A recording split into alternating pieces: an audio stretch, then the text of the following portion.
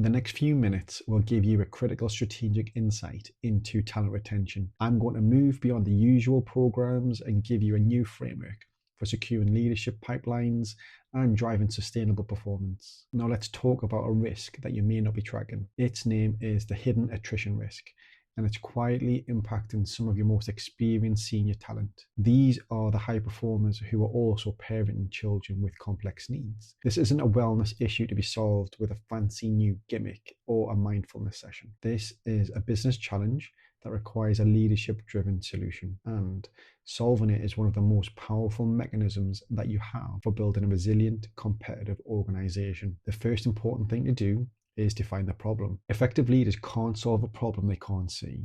The most valuable service we can provide isn't just solving known problems, but accurately finding the hidden ones that quietly drain resources and talent. I'll highlight a perfect example of this. We see senior leaders, and more often than not, it's mainly women, downsizing their careers or leaving altogether, creating a significant retention gap in leadership. The conventional diagnosis often misses the mark. The problem isn't people who are broken or overwhelmed. The problem is that your highest performing, most resilient talents are completely overloaded. They are paying an inauthenticity tax by hiding the immense pressure they are under.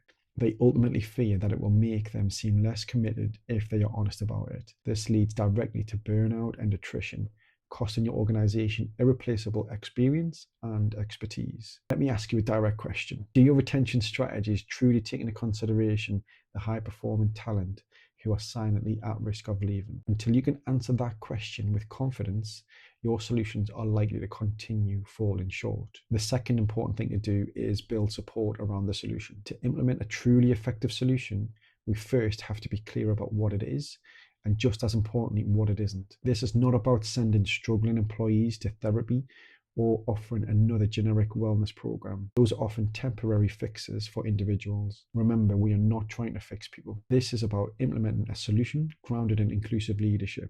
It's about creating an environment of essential psychological safety where high performers don't have to choose between their career and their family. The goal here is to build a culture that enables sustainable performance for all your talent, especially those navigating extraordinary personal challenges. This isn't a zero-sum game where the company gives and the employee takes. By creating this supportive environment, you, the organization, gain a massive competitive advantage. You retain critical organizational knowledge, you strengthen your leadership pipeline, and you build a diverse, resilient senior team that your competitors can't replicate. It's basically the best type of win-win situation. So here's the approach put simply. We stop trying to fix individuals and start building an organizational culture that is strong enough to support them. Let's talk about how to make that a reality. The path forward is all about attunement, buoyancy, and action. This solution requires a shift in leadership perspective, grounded in 3 actionable principles. First, we must practice attunement. So attunement is the ability to metaphorically get in the helicopter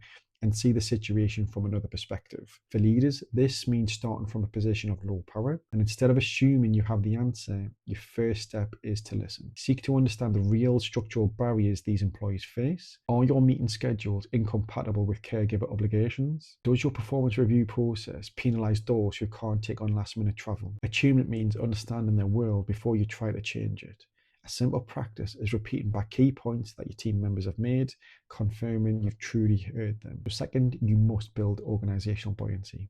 Every professional faces rejection and setback. Buoyancy is the ability to stay afloat when those challenges arise. As a leader, you build organizational buoyancy by coaching this type of explanatory style. So this basically means that when a project fails, do you create a narrative of we're not good enough? Or do you lead the post-mortem by framing it as this approach was unsuccessful for this particular reason, and it's just a temporary setback that we will learn from? This is how you cultivate sustainable high performance. And finally, you must lead with purpose. So why does solving this even matter? Is it just to hit a retention metric, or is there a higher purpose? A study once showed that hospital staff were far more motivated to wash their hands by a sign that said hand hygiene prevents patients from catching diseases than one that said hand hygiene prevents you from catching diseases. The mission in this instance of curing patients was the more powerful motivator. Retaining this talent isn't just an HR initiative, it's a way to fulfill your organization's purpose of building a truly inclusive culture